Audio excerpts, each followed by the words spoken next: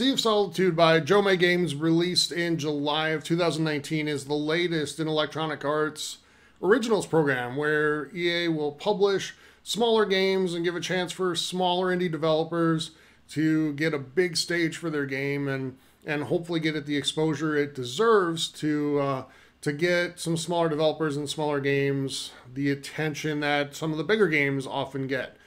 And we've seen it pay off in really good ways. We've seen Unravel do really well. We saw Fee, I believe last year, do very well with this as well. Enjoyed both those games myself.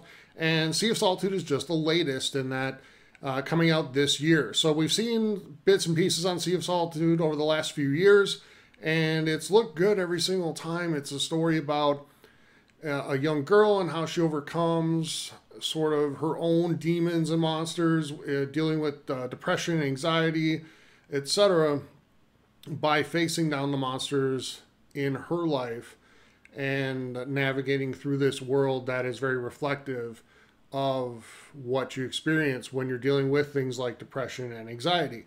So despite all the promise, does Sea of Solitude live up to what people had hoped it could be? And I think in a lot of ways, yeah, it does, but it does have a couple drawbacks that we'll get to as well.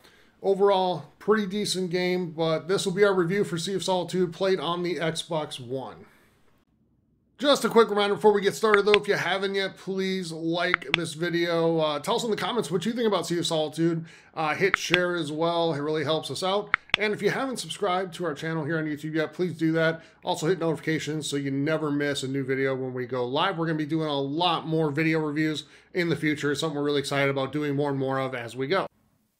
Before we jump into the review, just want to point out that we did not get a free review copy of the game. This is a game that I purchased myself, and just wanted to do a review after playing Sea of Solitude because this game I've been looking forward to for a while, and I know a lot of people have as well, and have had, pretty good amount of hype and anticipation for the game and what it might bring. So that said, let's jump in. The story of Sea of Solitude centers around the protagonist, Kay, and she is traveling around this city that's actually based on Berlin, and mostly by boat, because the water levels have risen to sort of submerge much of the city, and the water levels will lower and rise throughout the game based on the emotions of either Kay or, more often so, the monsters that she is encountering as she goes through the game, including a monster that represents her brother, one that represents, two that represent her parents, one that represents her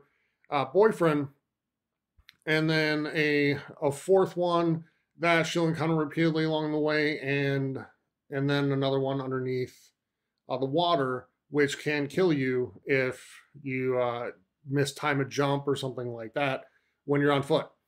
All right, so Kay's ultimate journey here is to discover why she's become a monster herself. She wakes up in this world and realizes that, not only is she having to face down the monsters that she's experienced in her life, the emotional monsters, but she also has to discover why she's become one herself. So it's a journey of facing down your demons as well as inflection and self-discovery along the way. When it's done well in Sea of Solitude, it is great, and it's really well done. It's very impactful and powerful.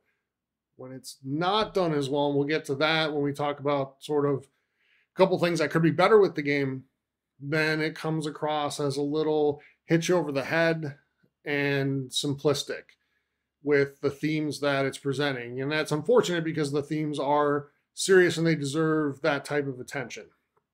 But overall, the themes of the game are presented very well. It's always done respectfully and in a way that I think players can, I don't know if enjoy is the right word, but find to be impactful as they play through what is a beautiful game with ultimately a good story that could be maybe presented and delivered in a little bit better of a way.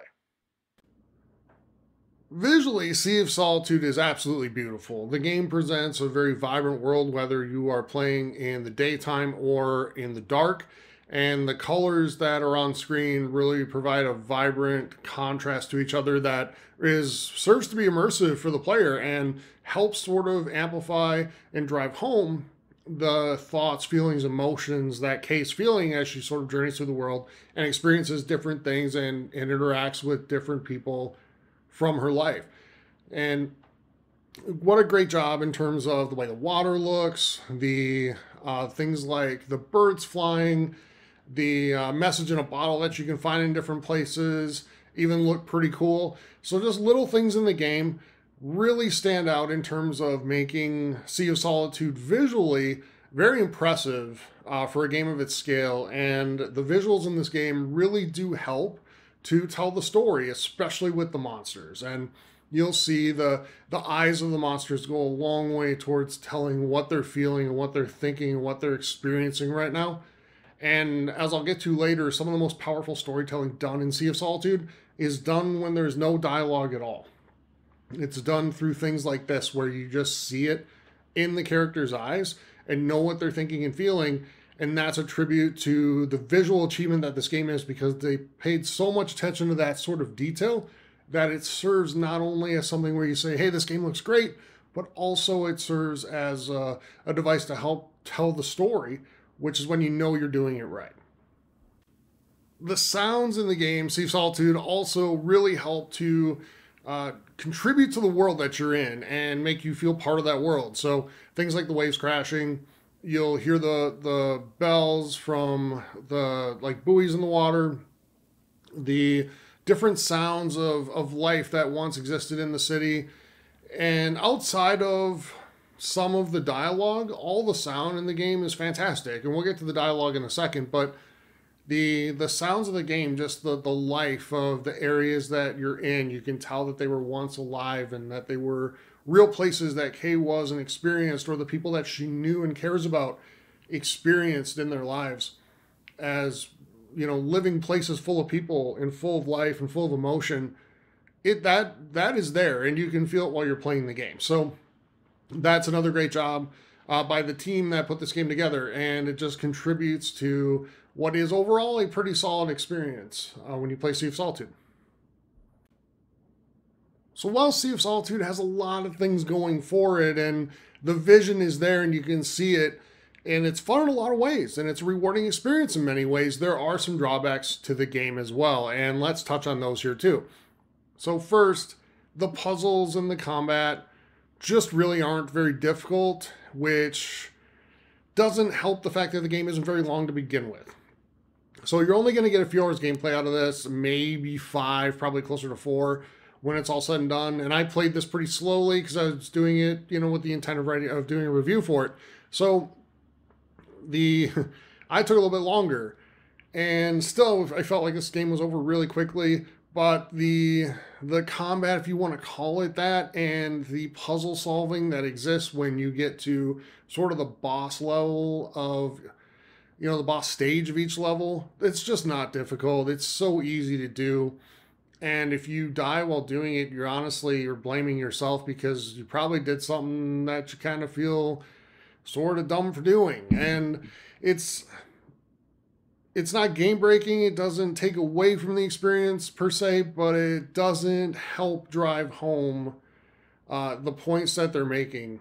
And that brings me to my next thing that I wish was a little bit better in the game, and that's the dialogue. Not just some of the delivery and voice acting, but the script itself.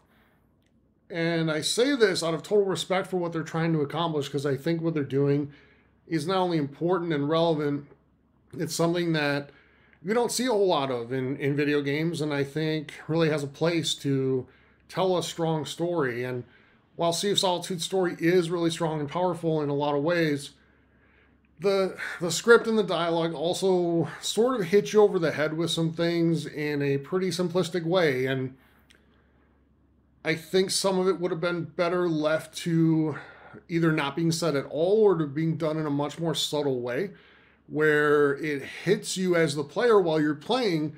Oh, that's what they're experiencing right now, and that's what's happening, and that's how this person feels. You discovered on your own rather than just being flat out told. I feel like you are told everything Kay is thinking and feeling, and, you know, just anything in between at all times. And to me, that takes away a little bit from the emotional journey which is the central journey of this game. And I feel like the game would have been better served to have that be left out. And I think that would have gone a long way to sort of making up for the fact that the gameplay itself is fine in terms of the controls. Like, it's not broken, but it's not challenging either. And you don't feel particularly rewarded when you complete any certain level in the game. A stronger story and stronger dialogue would have helped that along. There's plenty of games out there, like Gone Home, for example, that, you know, the gameplay itself is completely secondary to the story, which is great. And that's just one example. There's many, many more games like that. I feel like Sea of Solitude could have accomplished that. Comes up a little bit short. But that said, the story is still really impactful, especially the first level where Kay is dealing with Sunny, her brother. The game is quite good there. In the later levels, I feel like it gets a little more diluted and just not quite as impactful as it is early in the game. So the levels with her parents and her boyfriend, not quite as good in my opinion as the level with Sunny to start the game, but overall still a decent experience. I just wish the script writing, the delivery of the lines would have been a little bit more subtle in a few places, and I do wish the game was just a little bit more challenging from a gameplay perspective as well.